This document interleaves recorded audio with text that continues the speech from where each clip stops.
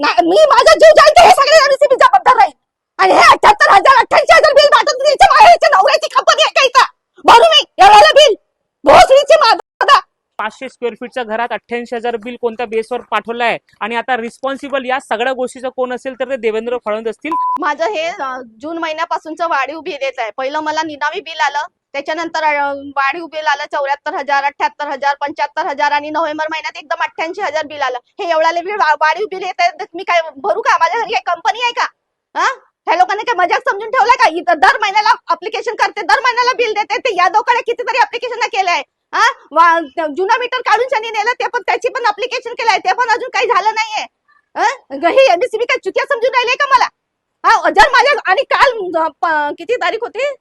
16 12 25 ला काल माझ्या घरचं मीटर मी होती नाही घरी तर मीटर काढून नेले आणि मी अंधारात आहे. माझी मुलगी इंजिनिअरिंग करू लागली, मी तिच्या कसं काय अभ्यास घेऊ? आणि जर माझ्या घरी लाईन नाही लागली तर मी एमएससीबी आत्महत्या करीन आणि त्यासाठी एमएससीबी जबाबदार राहणार आहे. आता मानसिक त्रास देते खूपच मानसिक त्रास आणि 6 महिन्यापासून चालू राहिली आहे मानसिक त्रास. अति मानसिक त्रास झालाय हा. कोण अधिकारी त्रास देते? सगळेच. तो म्हणते त्याच्याकडे जा, तो म्हणते गौर म्हणते त्याच्याकडे जा. मी पहिला याच्यानंतर याच्या आधी अड्डी गुदामला केला, ते म्हणले ऑटोमॅटिक चौकात जाईल. मग ऑटोमॅटिक चौकातून इथे आली, इथे पण सगळं हेच चालू आहे 6 महिन्यापासून. ह्या ऑफिसला जा, त्या ऑफिसला जा, ह्या साहेबाला भेट, त्या साहेबाला भेट, बस करत काही नाही. पळतो करतो पाहतो करतो, बस एवढंच चाललंय. मजाक वाटून राहिलं या लोकांना. मी माझा जीव जाईल तर हे सगळे एमएससीबी जबाबदार राहील आणि माझ्या पोलीसची जबाबदारी हे घेतील. नाही तर यांनी सारा जसे माझी लाईन कापली तसं माझी लाईन आणून द्या आणि मला बिल पाठवा. मी बिल भरत होती ना, मग हे कोणत्या कारणाने यांनी मला एवढं बिल केलं? आतापर्यंत मी बिल भरतच होती ना.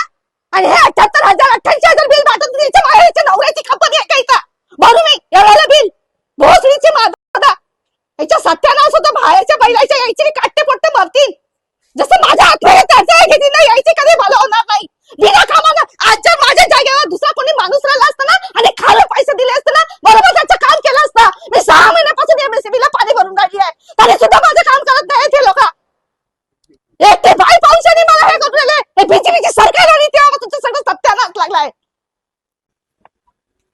महाराष्ट्राचे मुख्यमंत्री देवेंद्र फडणवीस आहे, त्यांच्या हातात इलेक्ट्रिसिटी डिपार्टमेंट आणि वीज मंत्रालय सुद्धा आहे आणि यांच्या या डिपार्टमेंटमध्ये आता प्रश्न उपस्थित झालाय की अशा पद्धतीने कोरा बिल जे आहे ते लोकांना पाठवतात. पहिले हा कोरा बिल पाठवतात, त्यानंतर काय करतात एमएससीबीचे अधिकारी, सडनली जे आहे 2-3 हजाराचं बिल 55,000 रुपये होऊन जातं आणि नंतर हा बिल जो आहे तो नाही भरल्याने 88,000 होऊन जातं. म्हणजे एक सामान्य घर, हा घर दाखवून थोडंसं आधी. आता बघा हा घर जे आहे तिथे लाईट कापण्यात आली आहे. एमएससीबीची गुंडागर्दी किती झाली आहे हे या विषयावरून आपल्याला कळते की या घटनेमुळे आपल्याला कळतंय. रंजना ठवरे असं यांचं नाव आहे. कुठे राहता तुम्ही? सुगतनगरला राहतात.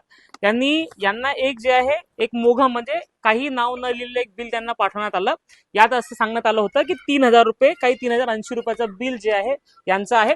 त्यानंतर हा नावच नव्हता, तर यांनी एक अप्लिकेशन केलंय की एक बिना नावाचं बिल माझ्याकडे आलंय आणि त्यानंतर ही दुरुस्ती करून द्यावी आपण.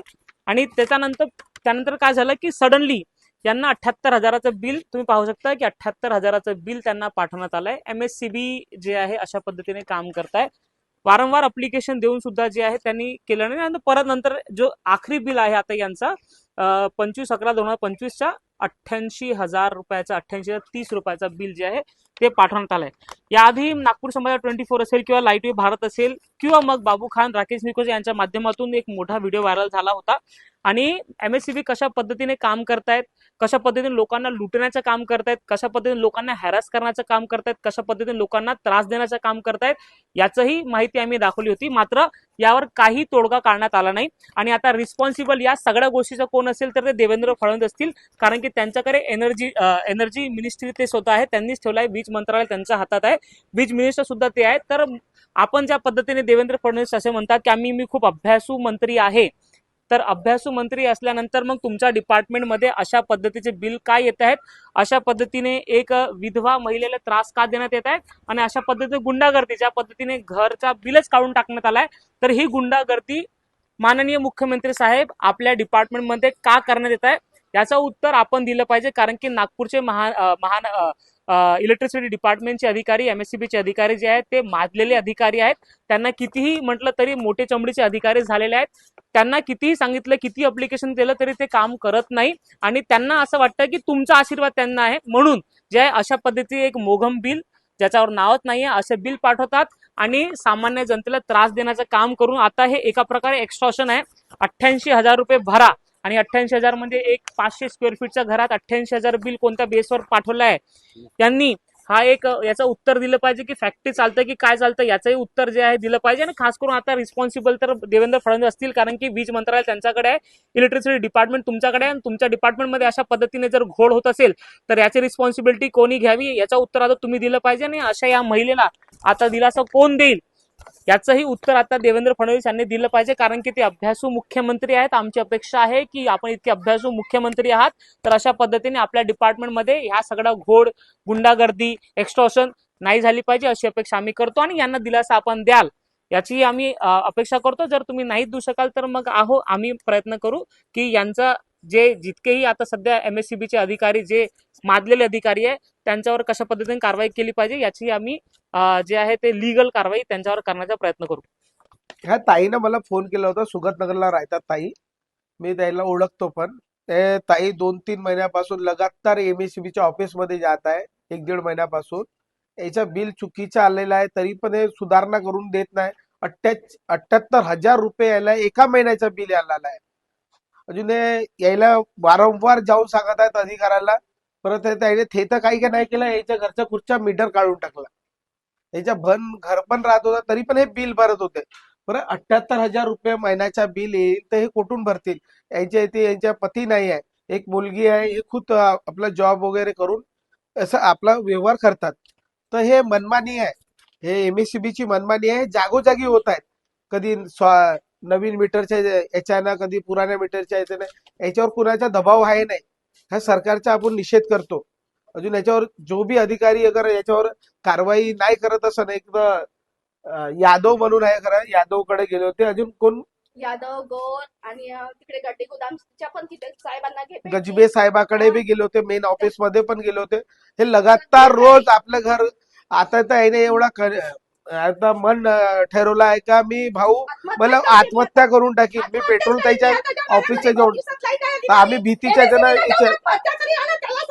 हे म्हणजे आम जनताला कसा त्रास देत आहे, असा मानसिक त्रास झालेला आहे. यांना समजवत पण आहोत तरी पण हे समजत नाही ताई आपण जाऊन बोलून अधिकाऱ्यांना. पण यायला खुदला विश्वास आहे, हे लगातार 15 दिवसापासून तिथे जात आहेत, परत त्याची काही सुनवाई नाही होत आहे. तर त्या ताईला माहित झालंय का माझं काही होणार नाही, एक तर मला काही करा लागल, नहीं तो मग मेरा आत्महत्या करा लागल. आए दिन हम देख रहे हैं कि नागपुर शहर में यही हाल हो रहा है। जितने भी गरीब एरिया है या स्लम एरिया है तो गरीबों के साथ ये अन्याय अत्याचार MSCB के द्वारा किया जा रहा है। कुछ दिन पहले भी हमने दिखाया था कि स्मार्ट मीटर के नाम पे लोगों को घर पे एक महीने का बिल जो 4,65,000 4 लाख कुछ हजार और 2 लाख 1 लाख 1.5 लाख ऐसे बिल आ रहे थे। आज हमारी सुगतनगर में भी हमारी ताई के यहाँ भी हादसा ऐसा ही हुआ है।